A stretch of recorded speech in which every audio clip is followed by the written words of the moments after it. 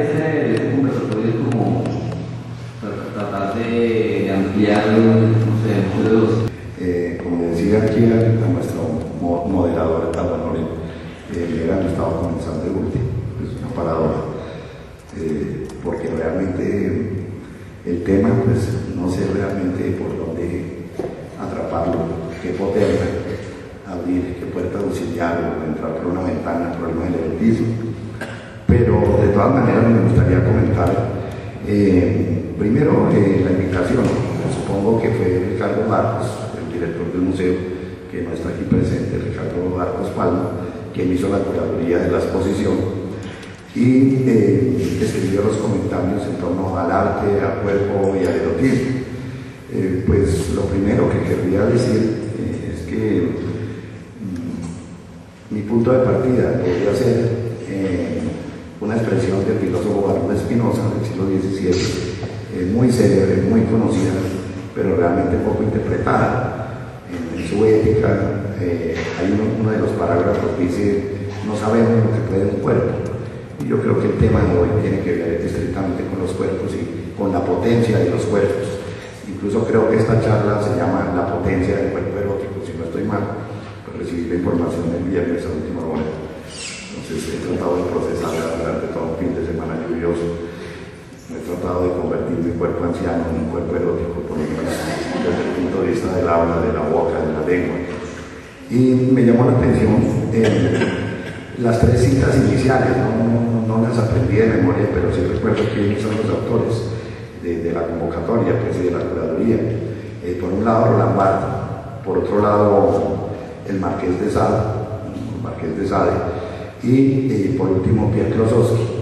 Yo diría que son tres autores que inmediatamente me evocan una extraña película, porque entiendo también que esta exposición se ha acompañado de una película diaria relacionada, un filme relacionado con el tema del cuerpo erótico.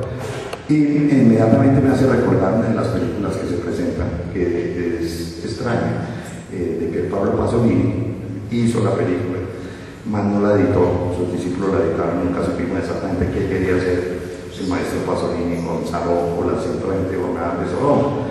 Pues para todos es bien conocido que las 120 jornadas de Sodoma pues, es una novela del Marqués de Sade, pero que Pasolini le agrega el elemento de la República de Saló, cuando Hitler captura a Mussolini y lo tiene como presidente obligado de la República Italiana en medio de la decadencia de la derrota de la Segunda Guerra Mundial.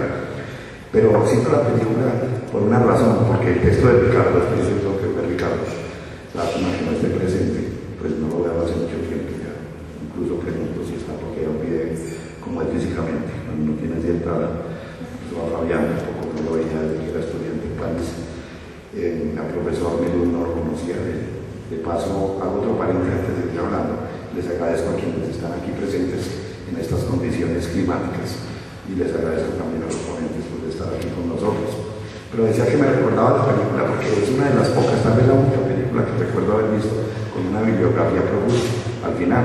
Saló, y precisamente se cita a Roland Barthes, se cita a Pierre Klossowski, a Georges Bataille, y no sé si fue idea de Pasolini y de sus discípulos, pero como la necesidad ante una película que aparentemente era escabrosa, un tema erótico, lindaba con lo que mucha gente llamó la pornografía. No sé si era una necesidad del director o de los editores del post-mortem de Pasolini de tener como un resguardo, como un paraguas ante la crudeza de ciertas escenas. Pero indudablemente hoy estoy seguro que estos mismos autores, incluido, pues me faltaría otro autor francés que ha tratado mucho este tema, Maurice Blanchon, supongo que hoy van a hacer, por la formación por lo menos de Fabián, sí, algunos de los conceptos, algunas de las nociones que se van a trabajar en torno al cuerpo y el erotismo. Yo diría que el precursor en el erotismo, pues antes de hablar de arte específicamente, el precursor del pensamiento erótico después del Marqués de Sade en Francia es Georges Bataille. Pero me parece curioso que dos de los citados, o sea, Pierre Klossowski, que es muy poco conocido, tal vez el nombre es algo conocido, se le conoce más como hermano de un pintor erótico extraordinario, algo pederasta, que me refiero al conde Baltasar Klosowski, ¿no? Se me hace curioso pues, que Pierre Klosowski se mencione, pero es muy poco leído. Incluso recuerdo que Michel Foucault, cuando lee su texto Nietzsche, el círculo vicioso, el texto de Pierre Klosowski, dice, es el libro más difícil, más impresionante que he leído en filosofía, pero el más difícil, pero también el más bello.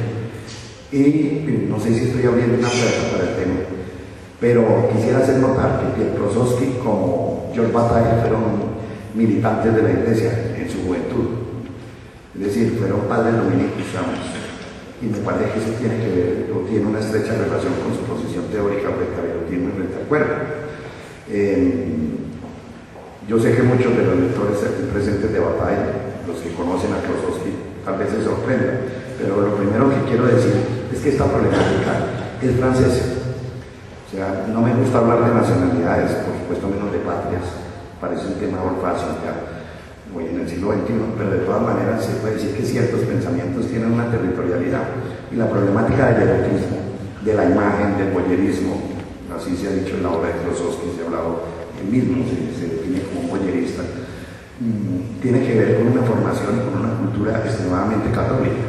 Y aclaro por qué estoy haciendo esta enunciación, porque considero que en este momento de la historia sí hay dos grandes pensamientos y que tienen territorialidad desde el punto de vista de la filosofía y particularmente la filosofía estética.